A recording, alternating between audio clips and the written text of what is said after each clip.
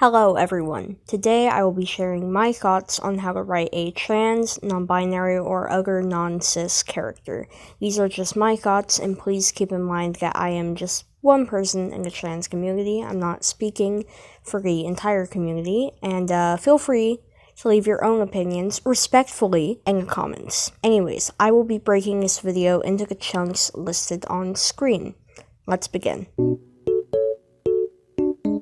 So, this section of the video only really applies to those of you making something that requires either actors or voice actors. So if you're making like a book or a comic or something, feel free to skip to the time shown on screen. Anyways, when it comes to casting a genderqueer character, especially a trans character, it's important to try and cast a trans actor. There are many reasons I could go into, so I'm gonna just summarize. If you, for example, cast a cis male to play a trans girl, or vice versa, got sent a message that trans women are just men in dresses, which they are not. And even on an acting level, a cis person will never have as convincing of a performance as a trans person because they can't pull from any real emotion or experience. Some examples of trans actors include Elliot Fletcher, a trans actor who's played multiple roles including Erin from The Fosters, and Nicole Maines, a trans actress most famous for playing Nia Nal in CW show Supergirl.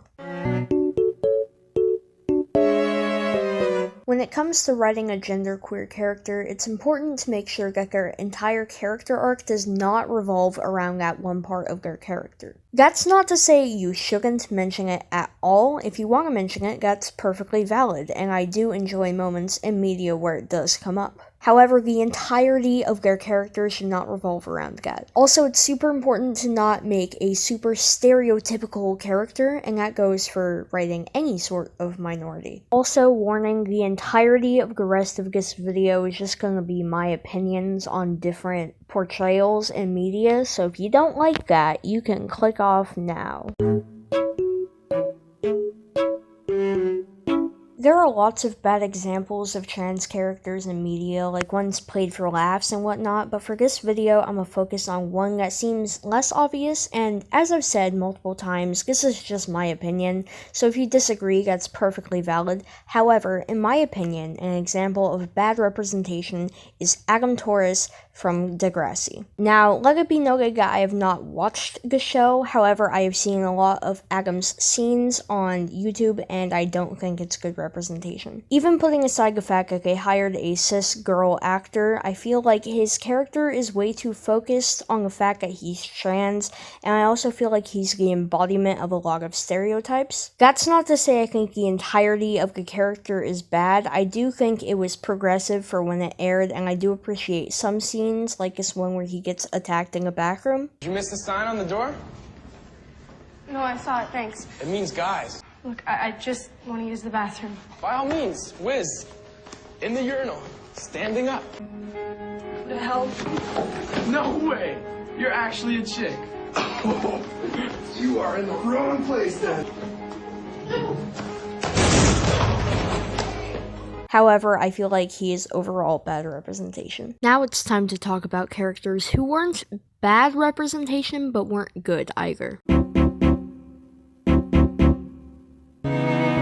There's probably quite a few characters that I would consider gray, however, for the sake of this video, we're only going to talk about two. Those two being Unique Wade Adams and Sheldon Beast from Glee. And they share a lot of the same issues. Unique was a trans girl, played by a cis man. Sheldon was a trans man, played by a cis woman. Unique's arc was way more focused on the fact that she was trans than it probably should have been. Sheldon's coming out was very out of nowhere, and also in the process completely disregarded a lot of his arc leading up to it. However, I do feel like they also both had a fair bit of pros. Unique especially was a way to explore subjects like transphobia. The twin idiots seated before you are poised to cast the she-male fabulous Unique Adams as Rizzo in Grease. I don't see what the big deal is. If Unique identifies as a girl and dresses as a girl, she should be allowed to play one on stage. Sheldon was a good take on what it would be like to come out as an adult. Both had pros and cons.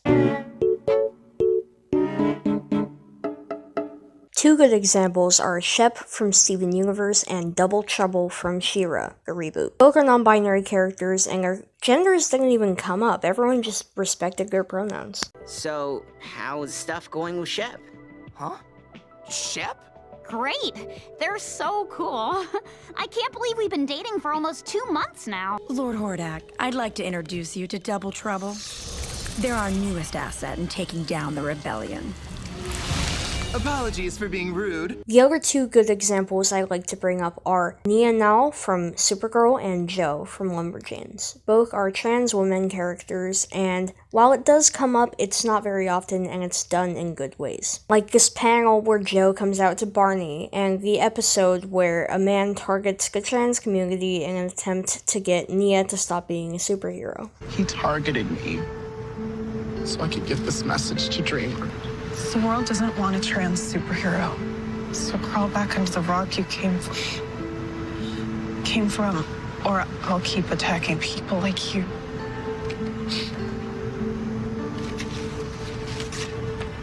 Another good one I forgot to mention is Queen Nee from Castle Swimmer. Anyways, I hope this video was helpful to somebody. Bye.